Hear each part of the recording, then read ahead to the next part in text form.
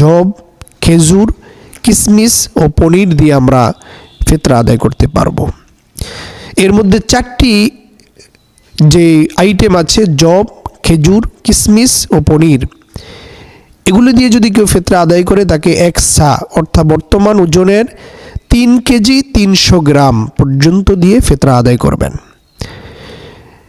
আর যে ব্যক্তি গম দিয়ে ফিতরা আদায় করতে চান, আধা সা অর্থাৎ 1 কেজি 600 গ্রাম, যার বর্তমান দাম প্রায় 100 থেকে 110 টাকা পর্যন্ত হয়ে থাকে।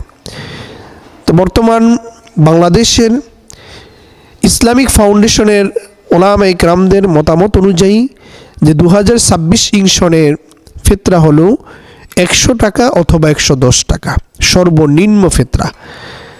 আর যাদের সামর্থ্য আছে তারা খেজুর দিয়ে, কিশমিশ দিয়ে, পনির দিয়ে, জব দিয়ে হিসাব করে তারা ফিতরা আদায় করবেন, অথবা সরাসরি পণ্য দিয়েও ফিতরা আদায় করলে ফিতরা আদায় হয়ে যাবে।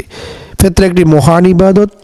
পবিত্র মাহে রমাদানের রোজার কাফফারা হিসাবে আল্লাহ তাআলা ফিতরাকে আমাদের উপর আবশ্যক করেছেন। এজন্য আসুন আমরা ফিতরা আদায় করি, আল্লাহ তাআলার কল্যাণ কামনা করি। আসসালামু আলাইকুম ওয়া রাহমাতুল্লাহি ওয়া বারাকাতুহু।